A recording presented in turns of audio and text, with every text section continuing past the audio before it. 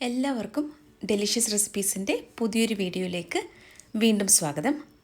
ഇന്ന് വളരെ ടേസ്റ്റിയും ഹെൽത്തിയുമായിട്ടുള്ള ഒരു ചീര ചെറുപയർ തോരൻ്റെ റെസിപ്പിയുമായിട്ടാണ് ഞാൻ വന്നിരിക്കുന്നത്.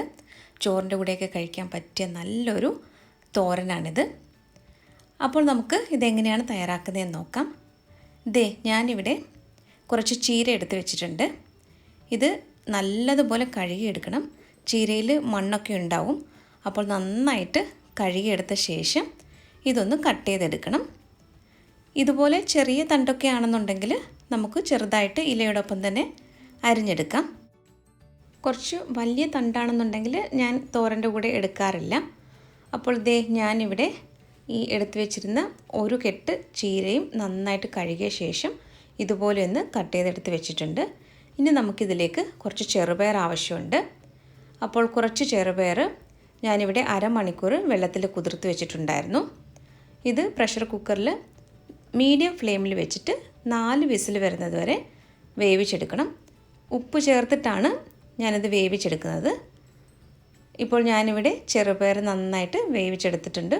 ഇത് ഒരുപാടങ്ങ് വെന്തുടഞ്ഞ് പോകരുത്, എന്നാൽ പാകത്തിന് വേവുകയും വേണം. അപ്പോൾ നമുക്കിനി ഇത് എങ്ങനെയാണ് തയ്യാറാക്കുന്നതെന്ന് നോക്കാം. ഒരു പാനിൽ കുറച്ച് വെളിച്ചെണ്ണയാണ് ചേർക്കുന്നത്. ഈ വെളിച്ചെണ്ണ നന്നായിട്ടൊന്ന് ചൂടായി വരുമ്പോൾ ഇതിലേക്ക് 1/2 ടീസ്പൂൺ കടുക് ചേർക്കാം. കടുക് നല്ലതുപോലെ പൊട്ടിക്കഴിയുമ്പോൾ ഒരു തണ്ട് കറിവേപ്പിലയും 3 പച്ചമുളകും ഒരു ചെറിയ സവാളയുമാണ് ഞാനിപ്പോൾ ചേർക്കുന്നത്. ഇനി ഇതെല്ലാം കൂടി നന്നായിട്ടൊന്ന് വഴറ്റിയെടുക്കണം. ഈ സവാള നല്ലതുപോലെ ഒന്ന് വഴറ്റിയെടുക്കണം.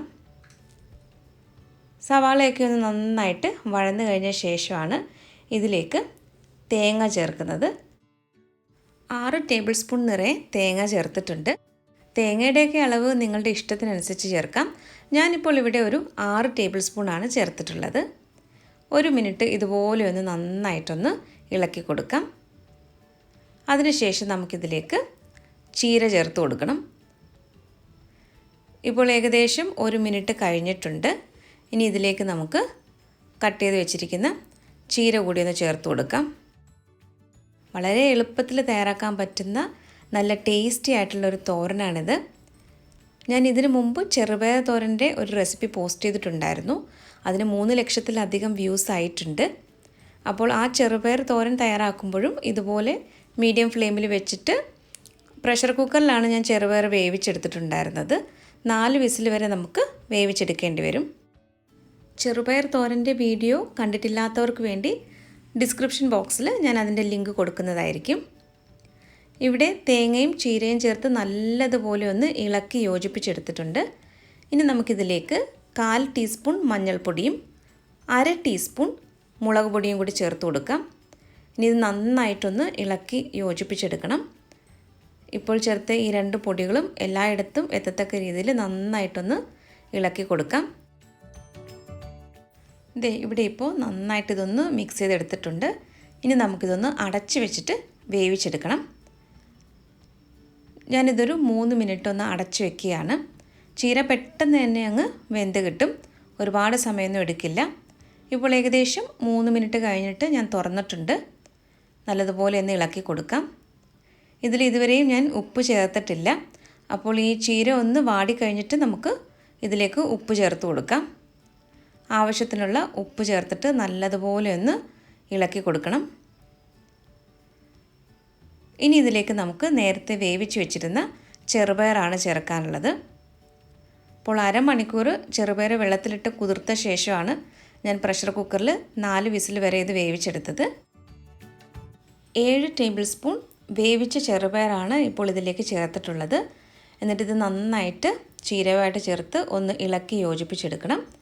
അതിനുശേഷം ഞാനിതൊന്ന് അടച്ച് വെച്ചിട്ട് ഇതൊന്ന് കുക്ക് ചെയ്തെടുക്കുന്നുണ്ട്.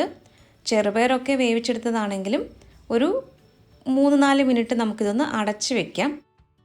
ഏറ്റവും ചെറിയ തീയിലാണ് വെച്ചിരിക്കുന്നത്. ഏകദേശം ഒരു 4 മിനിറ്റ് ആയിട്ടുണ്ട്. ഇതൊന്ന് തുറന്ന് നോക്കാം. ഇപ്പോൾ ഇവിടെ ചെറുപയറും ചീരയും എല്ലാം കൂടി നന്നായിട്ടൊന്ന് യോജിച്ച് വന്നിട്ടുണ്ട്. ഇത് ഒട്ടും തന്നെ കുഴഞ്ഞു പോയിട്ടില്ല. നിങ്ങൾക്ക് കാണാമല്ലോ, നന്നായിട്ട് ഇത് ഒറ്റൊറ്റയായിട്ടാണ് കിടക്കുന്നത്. ഇനി 1 മിനിറ്റ് നമുക്കിതൊന്ന് തുറന്ന് വെച്ചിട്ട് ഒന്ന് ഇളക്കി കൊടുത്ത ശേഷം ഫ്ലെയിം ഓഫ് ചെയ്യാം. അങ്ങനെ നല്ല ടേസ്റ്റിയും ഹെൽത്തിയുമായിട്ടുള്ള ചീര ചെറുപയർ തോരൻ ഇവിടെ റെഡി ആയിട്ടുണ്ട്. ചോറിൻ്റെ കൂടെയൊക്കെ കഴിക്കാൻ പറ്റിയ നല്ലൊരു തോരനാണ്. അപ്പോൾ എല്ലാവരും ഈ രീതിയിലൊന്ന് തയ്യാറാക്കി നോക്കണം. ഇഷ്ടമായാൽ ഫീഡ്ബാക്ക് കൂടി തരാനായിട്ട് മറക്കരുതേ. നമ്മുടെ ചാനലിലെ റെസിപ്പികളൊക്കെ ഇഷ്ടമാകുന്നുവെങ്കിൽ ചാനൽ കൂടി ഒന്ന് സബ്സ്ക്രൈബ് ചെയ്യാൻ മറക്കരുതേ. അപ്പോൾ മറ്റൊരു നല്ല റെസിപ്പിയുമായിട്ട് വീണ്ടും വരാം. താങ്ക്